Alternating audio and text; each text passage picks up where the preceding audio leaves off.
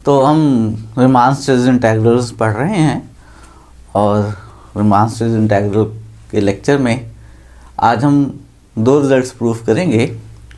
पहला रिजल्ट ये प्रूफ करेंगे कि अगर दो फंक्शंस f और g रीमान सीरीज इंटीग्रेबल हैं तो उनके प्रोडक्ट से बनने वाला फंक्शन भी रीमान सीरीज इंटीग्रेबल होगा। और अगर f रीमान सीरीज इंटीग्रेबल है तो f का मॉडुलस जो फंक्शन है वो भी रीमान सीरीज इंटीग्रेबल होगा, और जो f के इंटीग्रल का मॉडुलस है वो f मॉडुलस के इंटीग्रल से लेसर इक्वल होगा। स्टार्ट करते हैं आज का लेक्चर। पहले हम ये प्रूफ करना चाहते हैं कि अगर दो फंक्शंस f और g हैं और ये दोनों रीमान सीरीज इंटीग्रेबल हैं on the close interval a b, तो फिर इनके प्रोडक्ट से बनने वाला function F G Riemann integrable होगा। और दूसरा रिजल्ट फिर बाद में प्रूफ करेंगे। याद करवा दूं कि एफ जी का क्या मतलब है। एफ जी भी एक फंक्शन है। अगर एफ और जी फंक्शन है तो जो फंक्शंस एफ और जी की डोमेन है वो इस फंक्शन एफ जी की डोमेन है। ये भी क्लोज इंटरवल ए बी से आर के ऊपर है। और जब ये फंक्शन एफ जी किसी एलिमेंट x पे ऑपरेट होता है तो इसका तरीका है बेसिकली कि f को x पे ऑपरेट करें और प्रोडक्ट ले लें g को x से ऑपरेट करके जो आंसर आए उसके साथ। तो ये एफ जी फंक्शन का मतलब है। ये कंपोजिशन ऑफ फंक्शंस नहीं है, ये सिंपली दोनों फंक्शंस के आंसर्स को मल्टीप्लाई करने से जो फंक्शन बन रहा है उसको हम एफ जी कह रहे हैं। और हमने प्रूव ये करना है कि ये फंक्शन रीमान सीरीज इंटीग्रेबल है। और हमें गिवन ये है कि f और g दोनों रीमान सीरीज इंटीग्रेबल फंक्शंस हैं। इससे पहले तक हम जब भी किसी फंक्शन को रीमान सीरीज इंटीग्रेबल प्रूफ करते थे तो हम दो टूल्स में से किसी एक टूल का इस्तेमाल करते थे। एक टूल ये था कि कॉची क्राइटेरिया प्रूफ कर लिया जाए और दूसरा टूल डेफिनेशन थी। आज हम डिफरेंट वे में चलने लगे हैं। अभी तक हम जिन फंक्शंस को रीमान सीरीज इंटीग्रेबल प्रूफ कर रहे हैं आज उनकी मदद से करेंगे। ज़रा कुछ रिजल्ट्स याद कर लेते हैं।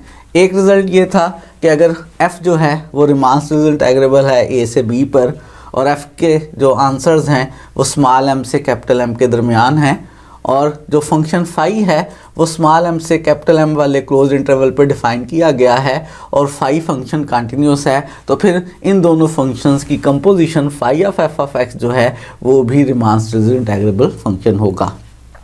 और कुछ रिजल्ट्स हैं कि अगर दो फंक्शन रीमान सीरीज इंटीग्रेबल हो तो उनका सम जो होता है वो भी रीमान सीरीज इंटीग्रेबल फंक्शन होता है। और अगर कोई फंक्शन रीमान सीरीज इंटीग्रेबल हो और उस फंक्शन को किसी नंबर c से मल्टीप्लाई करके नया फंक्शन cf बनाया जाए तो cf भी रीमान सीरीज इंटीग्रेबल फंक्शन हुआ करता है। आज हम इन रिजल्ट्स का इस्तेमाल करेंगे और सबसे पहले हम प्रूव ये करेंगे कि f इंटू f जो है वो रीमान सीरीज इंटीग्रेबल है। करना हमने f इंटू जी को रीमान सीरीज इंटीग्रेबल है, लेकिन हम पहले f इंटू f को करेंगे। और f इंटू f को रीमान सीरीज इंटीग्रेबल प्रूफ करने के लिए हम इस थ्योरम का सहारा लेंगे, कंपोजिशन ऑफ फंक्शंस के रीमान सीरीज इंटीग्रेबल होने का। अगर मेरे पास एक फंक्शन f है जो कि रीमान सीरीज इंटीग्रेबल है, a से b क्लोज इंटरवल पर डिफाइन हुआ है और इसके आंसर्स जो हैं वो हमेशा स्मॉल m से कैपिटल M के इन बिटवीन है, और मैंने एक फंक्शन फाई लेना है इस वक्त, जिसमें खूबी क्या हो कि फाई कंटिन्यूस हो और इसकी डोमेन स्मॉल m से कैपिटल M के दरमियान हो। तो ऐसी सूरत में phi of f of x जो है वो कंटिन्यूस होगा। और मैं जो कि f इंटू f को प्रूव करना चाहता हूँ कि ये रीमान सीरीज इंटीग्रेबल है, तो basically f into f of x का मतलब है fx इंटू fx, और fx इंटू fx का मतलब है fx का होल स्क्वायर। मैंने फाई फंक्शन इस तरह से ढूंढना है कि यहाँ पे किसी एलिमेंट x के ऊपर f ऑपरेट हुआ, आंसर यहाँ पे fx आया। इस fx पे जब फाई ऑपरेट हो तो आंसर आए fx का स्क्वायर। ऐसा फंक्शन फाई मैंने ढूंढना है। बहुत आसान सी बात है। ये जो रिज़ल्ट हम बनाना चाहते हैं कि phi of f of x is equal to f of x का स्क्वायर, इसमें इस f ऑफ x का नाम फ़र्ज़ कर लें, आप फ़िलहाल t रख लेते हैं। यानी हम एक ऐसा फंक्शन बनाना चाहते हैं जिसमें फाई ऑफ t का आंसर t स्क्वायर आए।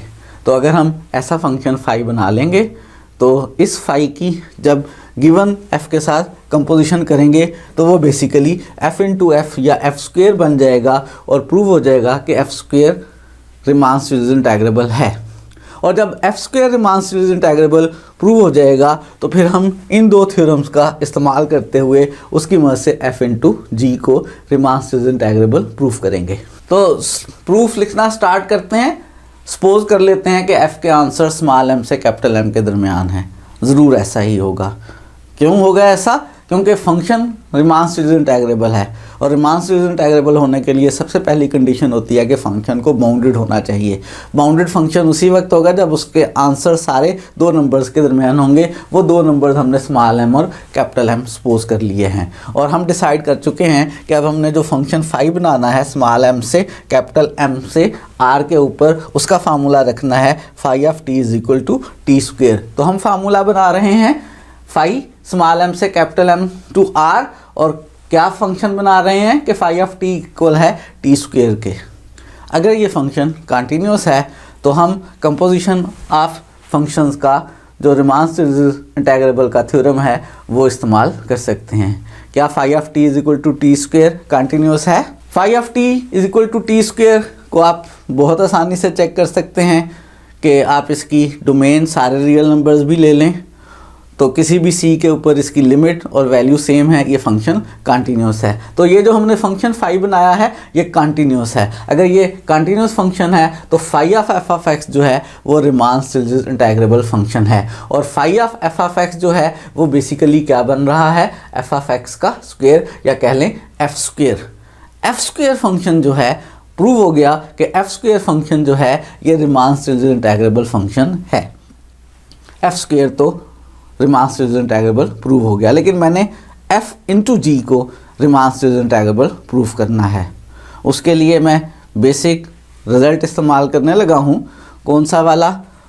जो आप क्लास 8 से पढ़ते आ रहे हैं कि a प्लस बी का square minus a minus B का स्क्वेयर किसके इक्वल होता है?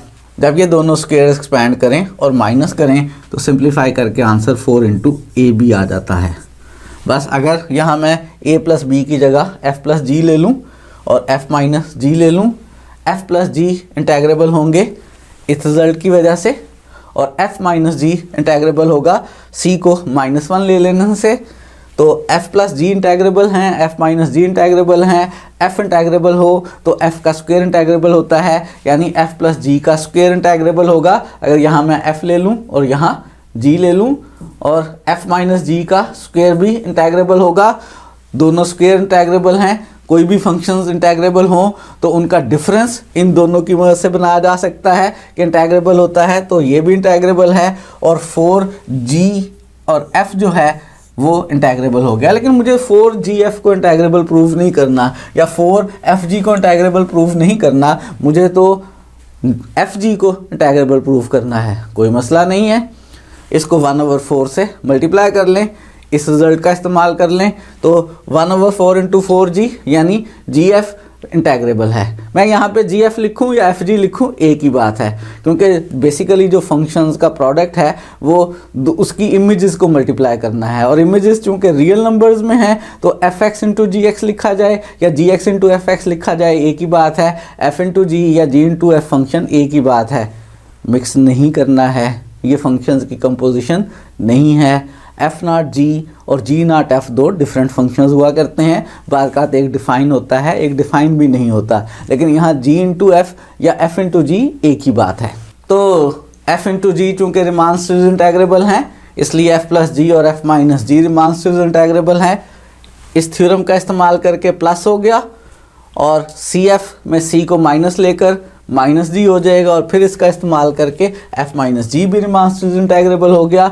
अगर ये दोनों रीमान सीरीज इंटेग्रेबल हैं और हम प्रूव कर चुके हैं कि कोई भी फंक्शन रीमान सीरीज इंटेग्रेबल हो तो उसका स्क्वायर भी रीमान सीरीज इंटेग्रेबल होता है। इसका मतलब है इन दोनों फंक्शंस का स्क्वायर भी रीमान सीरीज इंटेग्रेबल है और अगर इन दोनों का स्क्वायर रीमान सीरीज इंटेग्रल है तो इन दोनों का डिफरेंस भी रीमान सीरीज इंटेग्रेबल फंक्शन है। और जब इस स्क्वायर को सिंप्लीफाई करते हैं सिंपली a प्लस बी के तौर पे रखते हुए तो ये हमारे पास बन जाता है 4f इंटू जी और 4f इंटू जी जो है वो रीमान सीरीज इंटेग्रेबल हो गया। लेकिन करना किसको है? करना है हमने एफ जी को रिमान सीरीज इंटेग्रेबल अगर इस थ्योरम का इस्तेमाल करें और हम इसमें c को 1/4 ले लें, 1/4 से मल्टीप्लाई कर लें। जब भी f रिमान सीरीज इंटेग्रेबल होता है cf भी रिमान सीरीज इंटेग्रेबल होता है। जब इसको 1/4 से मल्टीप्लाई करेंगे तो f इंटू जी जो है वो प्रूव हो गया कि f into G Riemann series integrable function है on close interval A B. तो हमने थ्योरम का फर्स्ट पार्ट प्रूफ कर लिया कि जब दो फंक्शन रिमान सीरीज इंटेग्रेबल हों तो उनका प्रोडक्ट भी रिमान सीरीज इंटेग्रेबल होता है। इस दफ़ा ना हमने डेफिनेशन का इस्तेमाल किया ना कॉची क्राइटेरिया का इस्तेमाल किया, बल्कि जो हम रिजल्ट्स पहले प्रूव कर चुके थे कि इस तरह के फंक्शंस हों तो उनकी कंपोजिशन रिमान सीरीज इंटेग्रेबल होती है, उनका सम और c into F Riemann series integrable होता है इन थ्योरम्स का इस्तेमाल करके।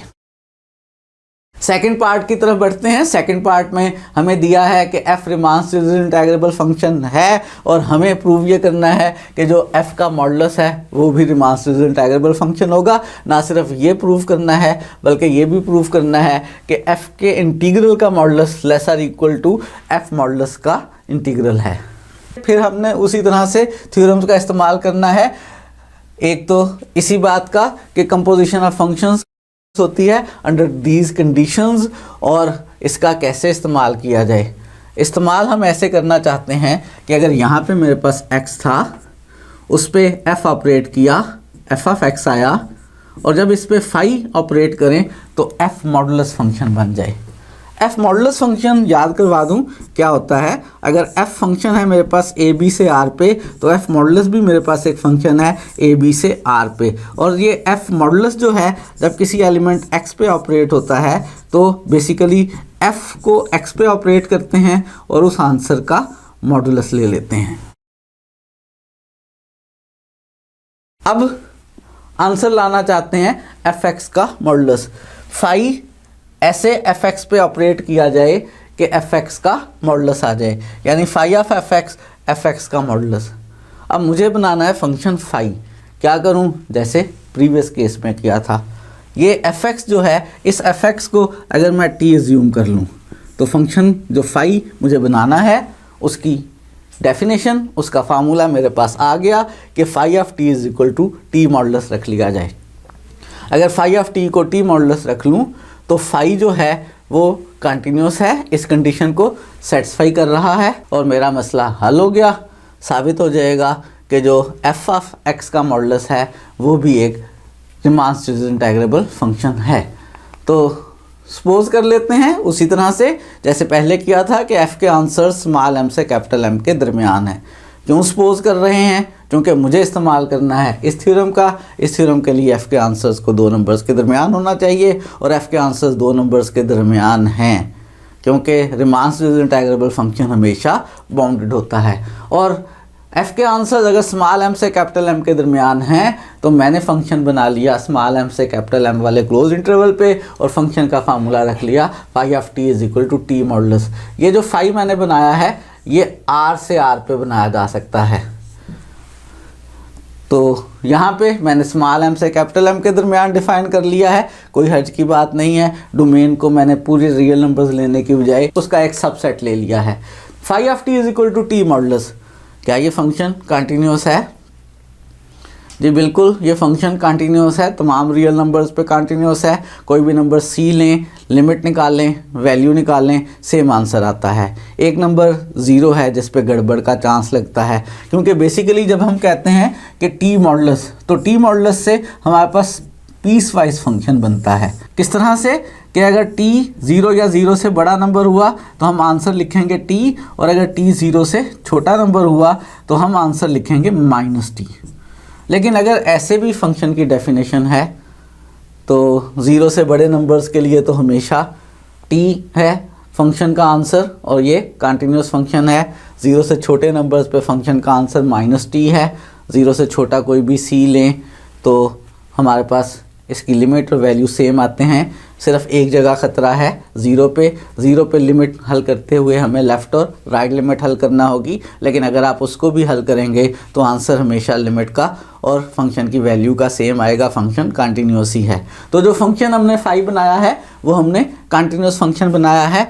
थ्योरम की जो रिक्वायरमेंट्स हैं वो सारी पूरी हो रही हैं। हम इन रिक्वायरमेंट्स के मुताबिक जब इन दोनों फंक्शंस की कंपोजिशन लेंगे, यानी हम phi of F of x बनाएंगे, तो हमारे पास जो phi of F of x बन रहा है वो बन रहा है एफ एक्स का मॉडुलस। और कंपोजिशन से जो भी फंक्शन बनता है वो हमारे पास क्या होता है, रिमांस इज इंटेग्रेबल होता है अंडर दीज कंडीशंस। और चूंकि ये सारी कंडीशंस फुलफिल हो रही हैं, इसका मतलब है एफ ऑफ एक्स का मॉडुलस जो बेसिकली एफ ऑफ मॉडुलस है, यानी हमने प्रूव ये कर लिया है कि जो एफ ऑफ मॉडुलस फंक्शन है वो रिमांस इज इंटेग्रेबल है on the close interval A b. जो रिजल्ट हमने ड्राइव करना था उसका एक पार्ट हमने प्रूव कर लिया है कि एफ का मॉडुलस रिमांस इज इंटेग्रेबल फंक्शन है। अब हमें दूसरा पार्ट प्रूव करना है कि इंटीग्रल का मॉडुलस लेसर इक्वल है मॉडुलस के इंटीग्रल से। और मुझे बेसिकली दो इंटीग्रल्स को लेसर इक्वल प्रूफ करना है। क्या तरीका अख्तियार किया जाए? हमारे पास एक रिज़ल्ट है और वो रिज़ल्ट ये है कि अगर हमारे पास दो फंक्शंस हों, एक फंक्शन दूसरे फंक्शन से लेसर इक्वल हो, दोनों रिमांस इंटेग्रेबल हों, तो फिर f1 का इंटीग्रल f2 के इंटीग्रल से लेसर इक्वल होगा। अब हमें इंटीग्रल हल करना है एक f का एक f मॉडुलस का, और f के इंटीग्रल के मॉडुलस को f मॉडुलस के इंटीग्रल से लेसर इक्वल प्रूफ करना है।